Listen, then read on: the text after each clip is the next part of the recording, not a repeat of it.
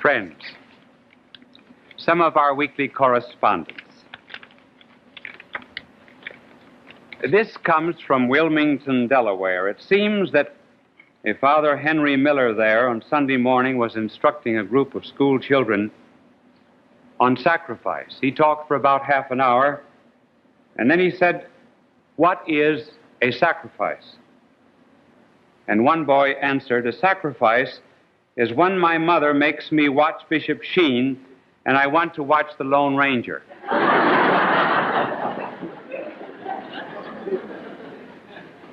So he sent the sacrifice of $1.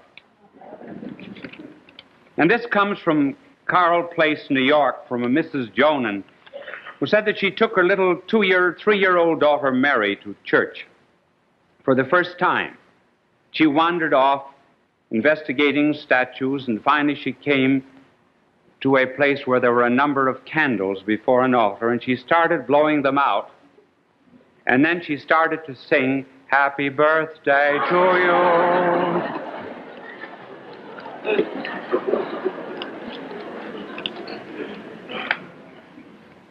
And this comes from Atlanta, Georgia. And what is important about the letter is, of course, a reference to a birthday. It comes from Charles Jackson. But I must read you all of the letters so you'll get the full flavor of it. "I took a little TV survey of my own tonight, and I felt that I should let you know how it turned out. I called 10 persons here in Atlanta. Just by opening the telephone book and going down the list. Out of 10 I called, 7 were watching you, 3 were watching Romeo and Juliet. No one was watching I Love Lucy. On my 10th call, I asked a man who was watching Romeo and Juliet why he was not watching Bishop Sheen. His answer was, 'Well, it's getting near Lent, and I thought I'd give up something so it wouldn't become a habit.'"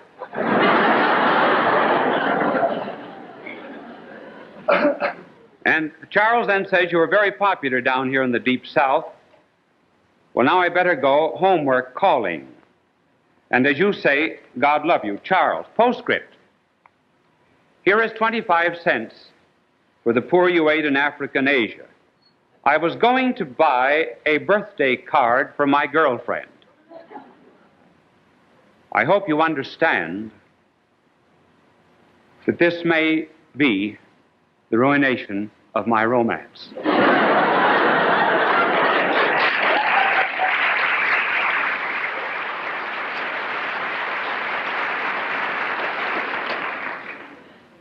So will you do me a favor on television?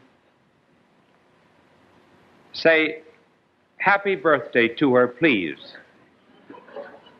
Her name is Cindy. Tell her it's from you know who.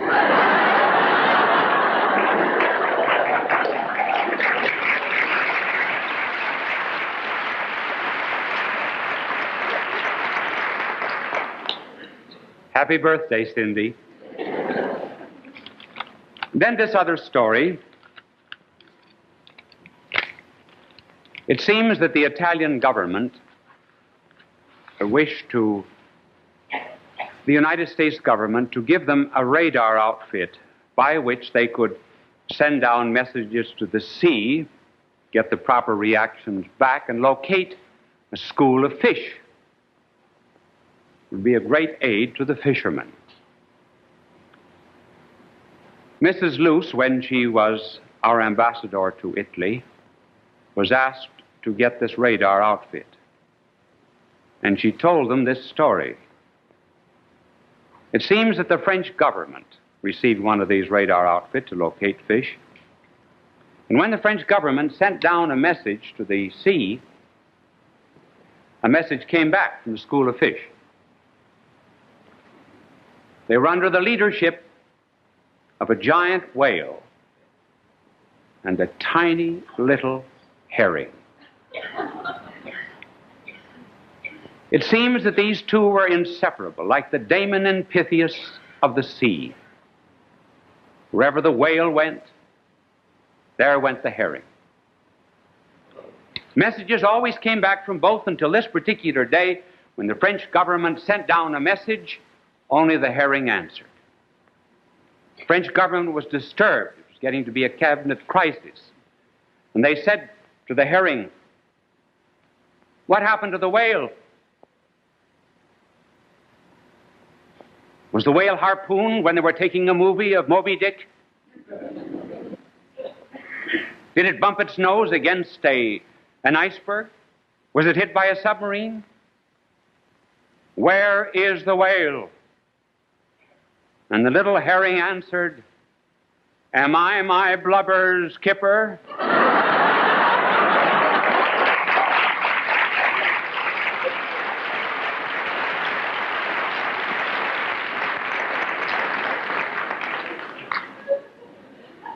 Now, after that, you ought to hear a few ideas on how to psychoanalyze yourself. Anybody who goes to a psychoanalyst ought to have his head examined.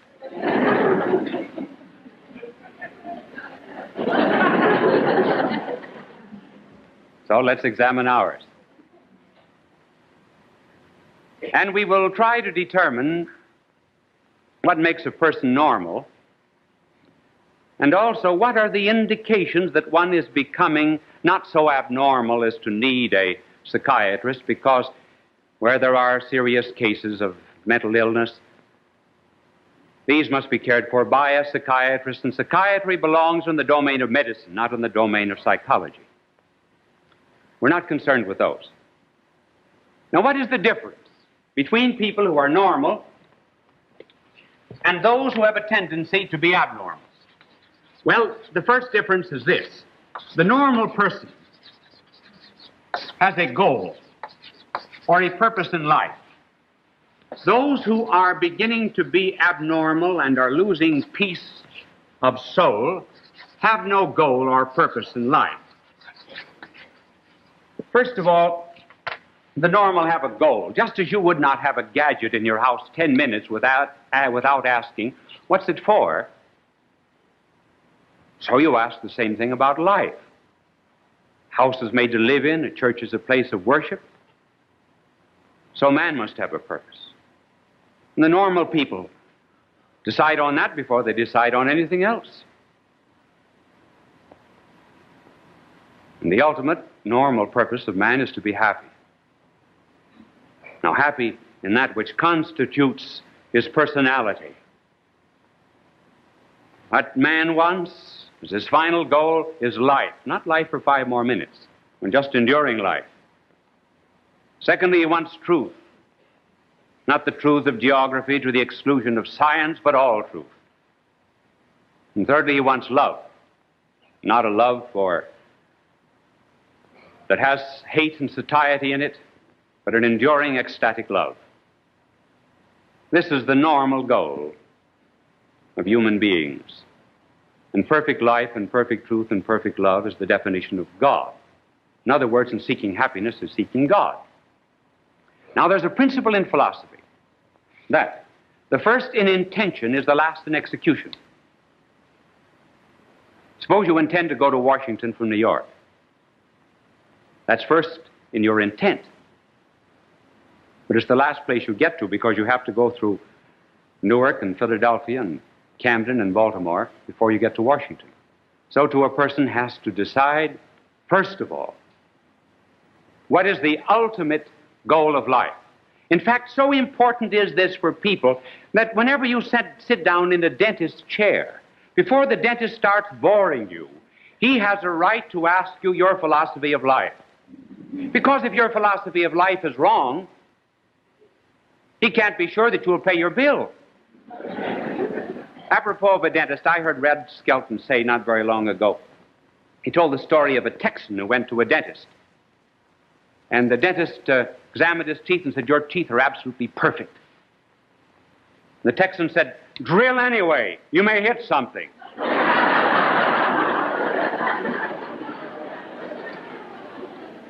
Now, the abnormal person is one who is without a purpose in life. The abnormal person has just a succession of petty little goals. He's very much like, for example, a farmer who might plant wheat one month and then tear up the wheat and plant corn, then tear up the corn and plant alfalfa. Or he's like a radio station that's tuned into 2 or 3 stations at the same time and getting only static. Minds that are tending to be abnormal are not fixed on any ultimate destiny. They read a book and they're a materialist one week and they're an idealist the next and the communist the next. They lay tracks down on Monday, tear them up, and lay them in another direction Wednesday or Thursday. Very often they're like those of whom Confucius spoke. Confucius said that sometimes young men have no other goal than the flesh or sex. In middle age, it's power, and in old age, it's avarice. And Confucius, a very wise man, said that very often avarice and greed in old age is nothing but a sublimation of the lust of youth.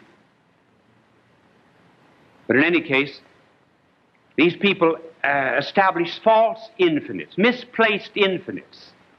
They will, for example, try to make a god of the flesh. And by the intensity of an experience, try to make up for some ultimate goal or destiny. That produces an unhappiness of mind. Then we come to another distinction and difference. The normal person is governed by reason and will. The abnormal person is governed by instincts, impulses, and also he believes that the subconsciousness is the determinant of his life. Now let us take a reasonable human being. A reasonable human being is very much like a ship. Ship.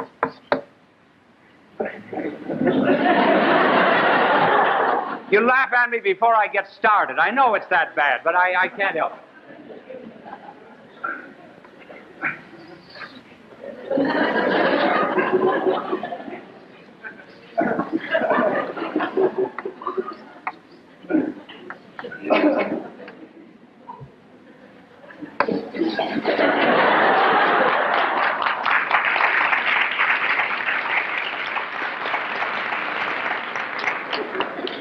Now, this is a pilot house, and this is the pilot, this is the engine room, these are waters, and so he has...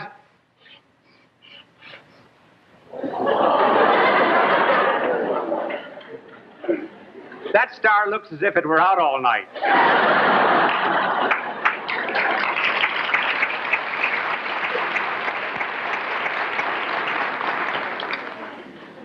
If Dick Brown, the cartoonist, could only see my stars. Now, a pilot has a destiny. He knows where he's going, to a port. He directs himself by stars. He communicates his ideas, and his orders, rather, down to the engine room. There is a disturbance from the outside by the waves, and sometimes the water will come in here, and then it'll be sent out again.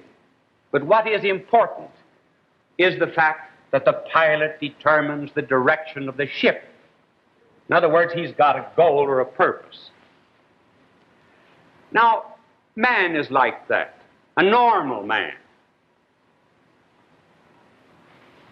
First of all, he has a reason. He's interested in truth. He has a will. And when he sees a certain destiny or goal or something that ought to be done, then he wills to do it. So that at the top of a reasonable man is his intellect and his will. Now, these affect his emotions. For example, one receives sad news. One cries. It is not the crying that produces the idea of sad news.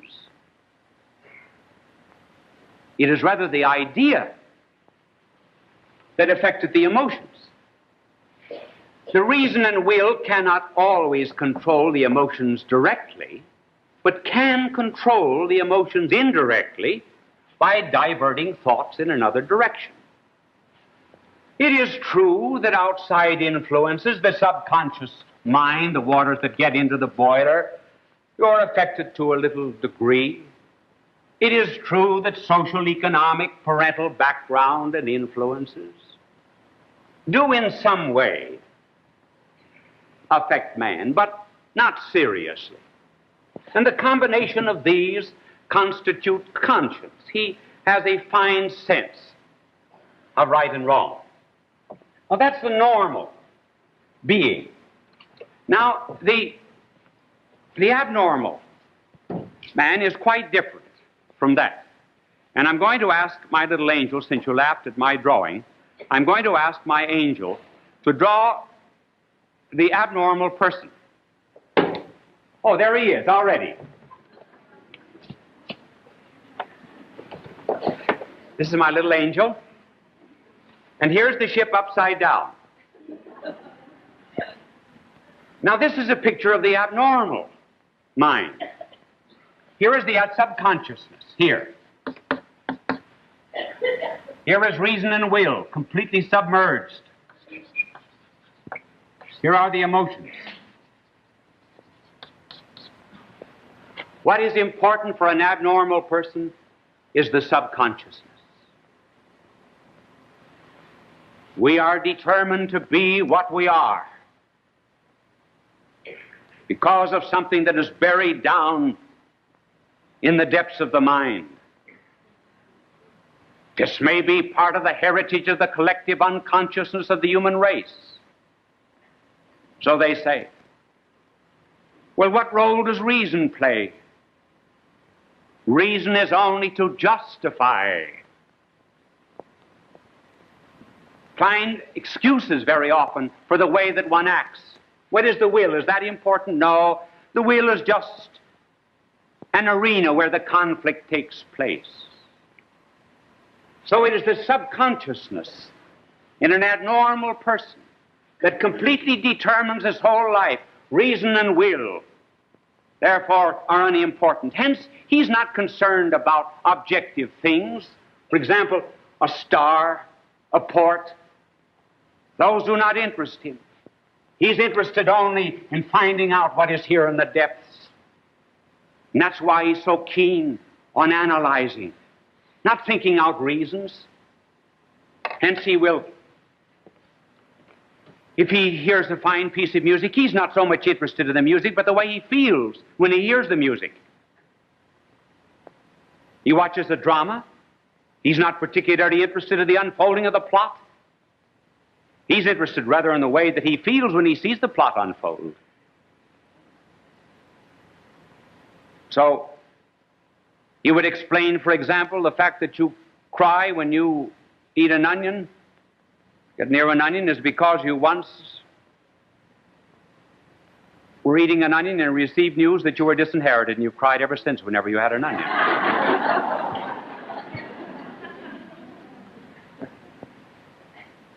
The objective world and reasons are not the determinant, according to the abnormal. Hence, they're not concerned when they find a man who believes in God about his reasons. They do not ask him for evidence. They try to find some queer reason why he ever says he believes in God. Someone has said that a psychoanalyst is one who, when a very pretty woman enters a room, looks at everybody else. You heard the story, didn't you, of the two psychoanalysts who passed one another in the street? One said to the other, "Good morning," and the other said, "I wonder what he meant by that."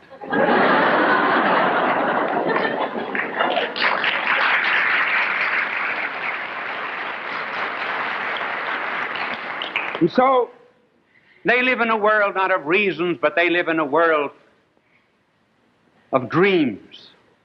And all dreams have a tremendous meaning. And they are, for the most part, unfulfilled sex desires. Ah, if you only knew the depth of the dream world. Here's a story that I think explodes all this exaggerated belief in the subconsciousness of the determinate of rational beings. This individual came to a psychoanalyst and stretched out on a couch. He took his medicine laying down. He said, "What did you dream about?" He said, "I dreamt that I was out rowing.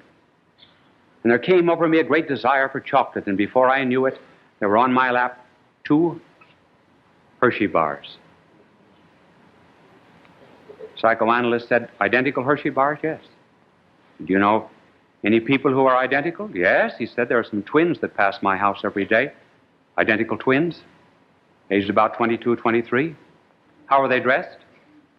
"Brown." "Wear any jewelry?" "Yes. Little silver on the brow." "Well, can't you see that that's just a repressed desire, libido, for the twins? Come back and see me in 2 weeks." So he came back again, stretched out on the couch. The psychoanalyst said, "What did you dream about?" He said, "I dreamt about the twins. And if you tell me that has anything to do with 2 Hershey bars, I walk out."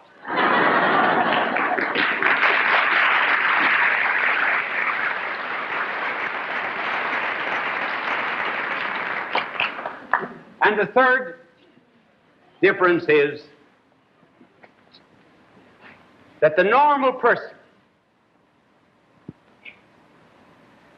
believes in repressing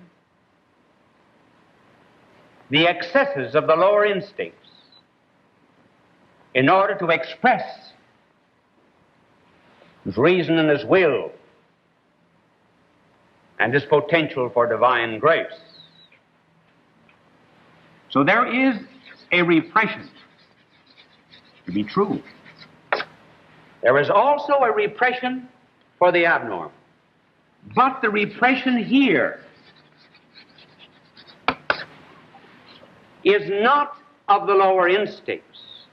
It's rather the repression of the reason and the will in order to give an outlet for the lower instincts. There's no such thing as there being only repression in life. There's never a repression without an expression, never an expression without a repression.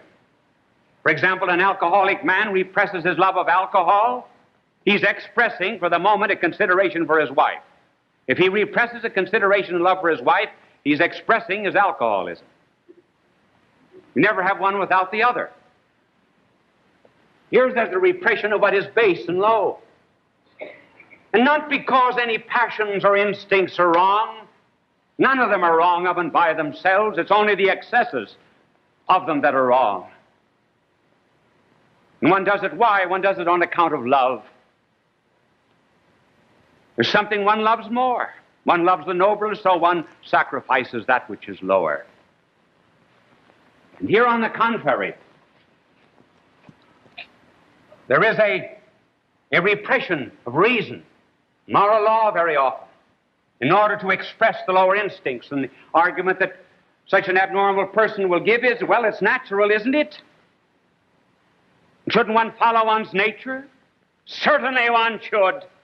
But what is our nature? Our nature is not that of a goat or a pig.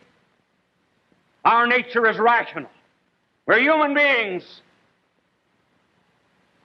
governed not by the subconscious mind, governed by a reason and governed by a will. It is false to say that we can always cure a psychological complex by a physiological outlet. One might just as well say the way to overcome a complex about committing suicide is to jump off the Brooklyn Bridge. It's wrong also for people to think that we are to get rid of conflicts of life. There are certain conflicts that are inevitable in human nature, simply because we're composed of body and soul, and matter and spirit. And therefore, there's always a struggle. There's a cross that's at the very center of human life. No man is ever really happy on the inside until he's at war with himself. At war with that which is base, and which would destroy his Godward tendencies. As our Lord said, I came not to bring peace, but the sword. Not the sword that points and thrusts outward to destroy the neighbor, but the sword that thrusts inward in order to destroy one's egotism and one's lust and one's avarice and all the things that destroy also a people. Little girl, we shall give her the name of McGarrity. And the little Jewish girl was a very good little girl, and she went to the synagogue every week. And the little Catholic girl went to the Catholic church every week. And on this particular Tuesday night, just about time for our program to come on, the little Jewish girl announced it, saying, "Come on, McGarrity's rabbi is on the air."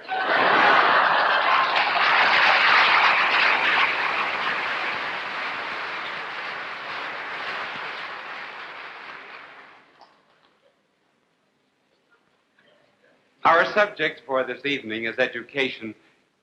As you know, considerable fun has been poked at it. Will Rogers once described college bread as a 4 years loaf.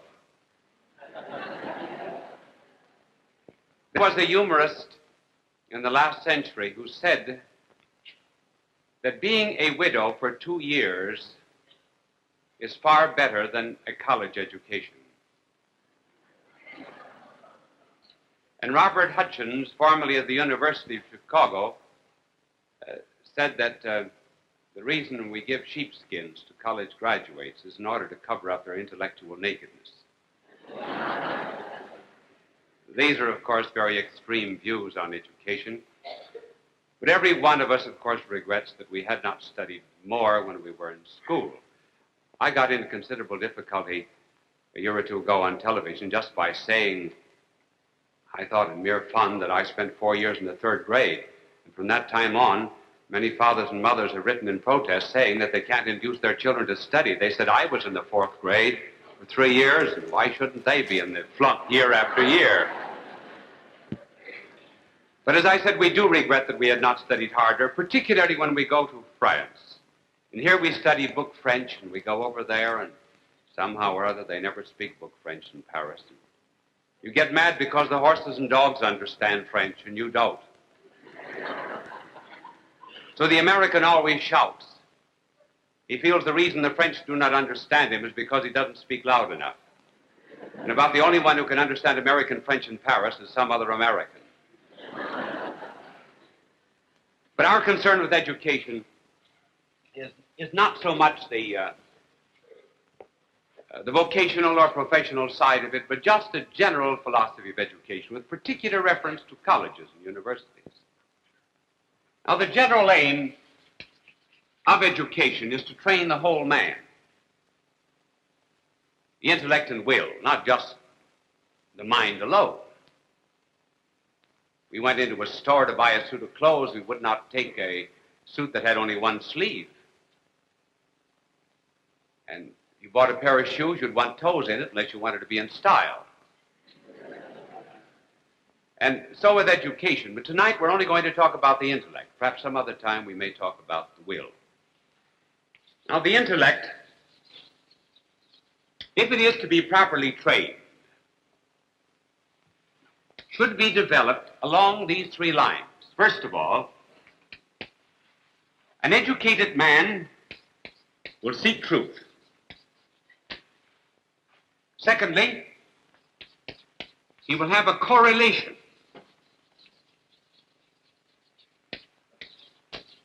of studies. That is to say, one subject in his college will be related to another subject. And thirdly, there will be depth, particularly the deepening of mystery. First of all, truth. The purpose of education is not just to train us for democracy, not to train us to make a living.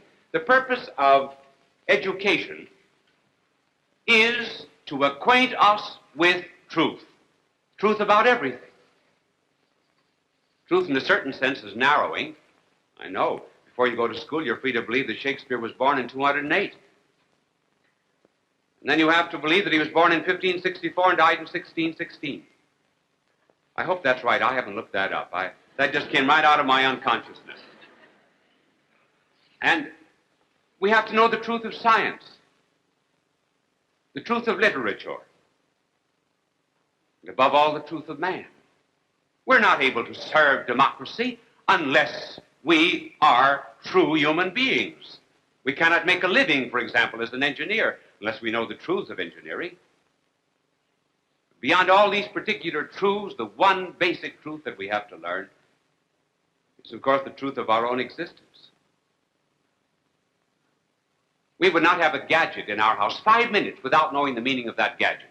And yet some people will live 10, 20, 50, 60 years without knowing why they are here or where they are going.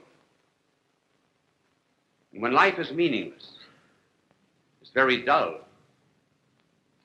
And it is this absence of a goal or purpose that makes so many people full of worries, and anxieties, fears, psychoses, neuroses.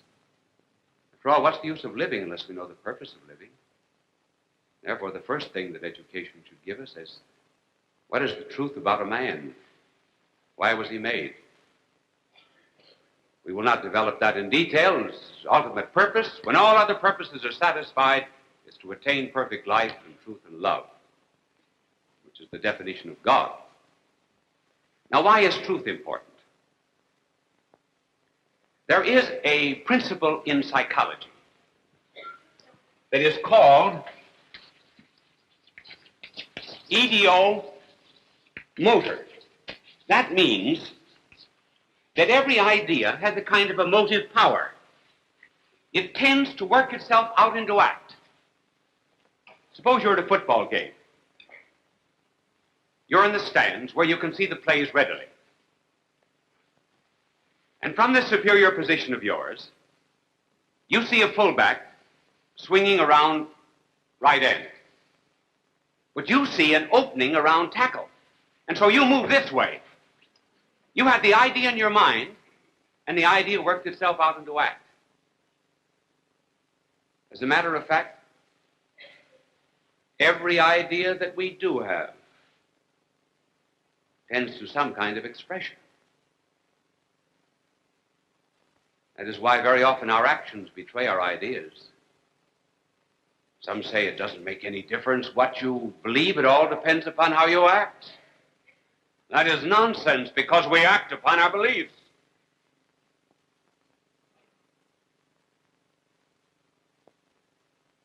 If we put truth into our mind, then we will lead truly human lives. Now, if every idea works itself out into act, see how important it is to put true ideas into our mind? We ought to treat our mind just exactly as we treat our stomach. We do not put garbage in our stomach. So we have pure food laws. But our stomach is not nearly as important as our mind. And some people read murders, headlines whenever there's a hatchet murder. Wonderful. Some newspapers delight in a story of that particular kind. Well, think of putting infidelities, disloyalties, slanders, backbitings, and all of that into one's head. It's all going to work itself out into act eventually. That's why it's important to keep the right kind of thoughts in one's head. But it may be objected, well, how about evil? Should we not know evil? The old Greek Socrates said that evil is ignorance. That is not true. Otherwise, the more educated you were, the better, the more educated you were, the more virtuous you would be. Education does not deliver us always from evil. Sometimes education makes clever devils instead of stupid ones. And if we have to have a choice between the two, we much prefer the stupid. And then, from another point of view, when it is said we must know evil, it is well to understand how we might know it. When Satan tempted our first parents in the Garden of Paradise, He said to them, God has forbidden you to eat of this tree of the knowledge of good and evil. The reason he did that was because God himself knows the difference between good and evil. And if you know the difference between good and evil, you will be like God. Therefore, eat the tree. Know good and evil as he does. And Satan says, and you will be as gods. What was the fallacy? Fallacy was there are two ways of knowing anything. For example, you can know typhoid fever. Well, as I know it now, negatively. I do not have it, so I just simply negate it. There are some people who know typhoid fever experimentally. They have it. Now, how does God know evil? He knows evil negatively. How do we know evil? We know evil like the typhoid fever patient knows typhoid. It gets into us, and it works its way out, not only through the alleys and the gateways of our body, but all through our lives, and it eventually begins to possess us. It's one thing to know intellectual errors, but another thing to know evil deeds experimentally. We may be captured by them. Hence, the goal of all education is to know truth. As our divine Lord said, the truth will make you free. Some people think that freedom alone makes truth. No, freedom alone does not make truth. It helps discover it. It's very essential for it. But the real freedom comes from the truth. Only when you know the truth about an airplane are you free to drive it. Only when you know the truth of medicine are you free to practice it. And when you know the truth of life, then you're most free. Now, not only truth, but a second condition of an educated man is that there be a correlation of studies. That means that when we go to college, particularly, we should realize that despite the fact that they have hundreds and hundreds of courses, I looked at the college catalog not very long ago that had 29 distinct courses on public speaking. There aren't 29 different things to say about it. One thing is, don't read a manuscript or a teletype. But they had 29 courses, and I said, why do you have 29 courses? And they said, well, other universities do. They were keeping up with the Joneses. But in a real college course, there are some courses that are more important than others. And we are to regard wisdom very much as a pyramid. And therefore, the wisdom that is at the top of the pyramid in sciences, well, such as the Greeks put at the top, metaphysics, mathematics, physics, which is a little different from our modern physics, but we'll let that go. They said that all of these sciences illumined the lower sciences, which is true. For example, you would not understand music unless you had mathematics. In a musical composition, not every note has the same stress. In language, not everyone has the same emphasis, every word. But today, the tendency in education, instead of having some courses which are much more important than which everyone ought to take, in order that he might be truly informed to live a human life, we have the shelf theory. The shelf theory is that you have a number of bottles on the shelf. These are bottles.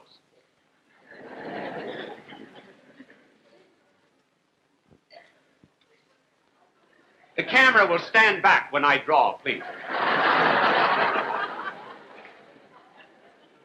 Now, the idea is, when you go to college today, is it doesn't make any difference what course you take. You just elect any course that you please. And at the end of 4 years, you collect 64 bottles, 64 credits. It doesn't make a particle of difference what's in the bottles. Sand, water, milk, makes no difference what. They all have equal value. Bring them to the dean, and you'll get a sheepskin. The result is that people today are not getting the education that they ought to receive. They got a congerie of unrelated and disconnected and disjointed subjects, but they cannot put them together. A really educated man sees a relationship between various branches of knowledge. For example, between science and theology, between history and the Old Testament, and so forth. On the other hand, our assumption today in education is that no one subject is more important than another, and what is important is that you count something that has never been counted before. If you do that, you're supposed to really deserve a PhD. And that is the reason we have really peculiar theses. I know a university that has counted the datives, the vocatives, the ablatives, and the genitives in Virgil, the infinitives in Augustine. Did you know that there was a university that gave a PhD thesis degree for the thesis 4 Ways of Cooking Ham? Did you know that there was a university that gave, imagine, a doctorate philosophy degree? It almost makes you want to forget philosophy. They gave a PhD degree for a thesis on 4 ways of dishwashing. Then there was an MA thesis given, or degree given, for a psychological study of the post-rotational eye movement of squabs. But I think the prize is that university, and I do not mention the name of any of these universities. It was the university that gave a PhD degree to the student who wrote on the microbic content of cotton undershirts.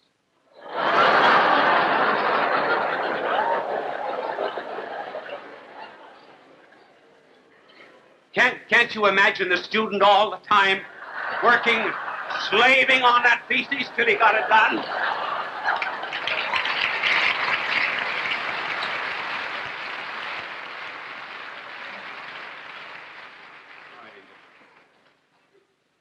Therefore, not only the knowledge of truth, and not only a correlation of subjects with certain subjects which ought to be essential, so that a man will be truly educated, but finally, a truly educated man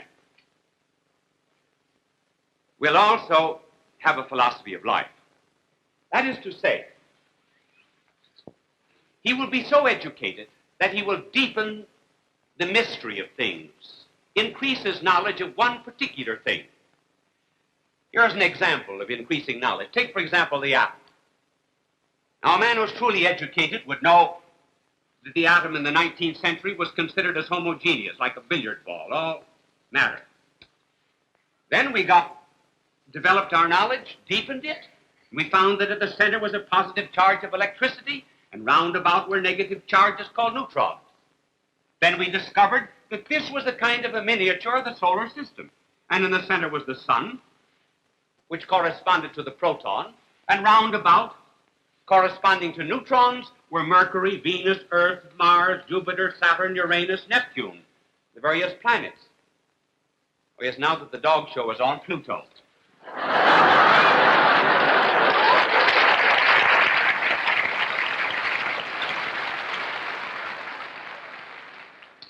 And then the knowledge was deepened a little more, as Sir James Jeans said. Now we discovered that the most scientific explanation of the universe is that everything is light. Either bottled light, matter, like this board, or unbottled light, like illumination. That's deepening knowledge.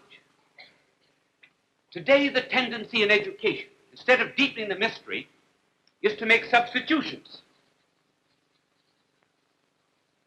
Here there is a development like life itself, where life begins with a fetus and finally a complete organism. But here there's substitution. For example, the automobile was substituted for the horse and buggy. But the automobile didn't grow out of the horse and buggy. And so today, students, instead of being given a very definite philosophy of life which they can explore all their days after they get their A.B. and their Ph.D., they're merely given a point of view, a fad, a fancy. And then after 10, 20 years, it's no good. Think of those who were educated 40 years ago. They were entirely influenced by the philosophy of Spencer. Now he's forgotten. Freud will be as forgotten in 30 years as Spencer's forgotten now. And a student, therefore, who finishes without a definite philosophy of life, whose mystery he can deepen every day, is rather like a man who has whirled himself around until he became dizzy. The earth under his feet no longer looks stable. Everything is in movement. And is it that makes life unpleasant to live? Whereas if one has a philosophy of life that is solid, that stands up against all vicissitudes, then he can enter the labyrinth of life and take with him the string of that philosophy. He can always find his way back. But today, men are laying down the tracks, for example, of idealism, and then tearing up those tracks, then laying down other tracks, and then tearing those up, with the result that life is lived without ever having explored its depth. Just as men today are not exploring the depth of love in marriage, but substituting one for another. So they're substituting one fad, one fancy for another, instead of getting hold of that which is solid and bedrock that makes life a joy to live. And this kind of education means, of course, that in a democracy, if there's any ideal, it is this, that we do not want uniformity of education, we want unity of education. We want unity of education in the sense that we'll all be reared good citizens of this great land of ours. But we do not want uniformity of education in the sense that everyone is poured into identically the same mold, into the same standards, into the same fads. Because once a nation and a people begin following exactly the same system of education and identically the same pattern, it will not be long until they will be grouped into one party. Democracy insists on a diversity of education, and let the independent small colleges, therefore, show the way to America, in order that it may continue to love its God, to preserve its soul and its love of truth, and then it will be truly great before God and before men.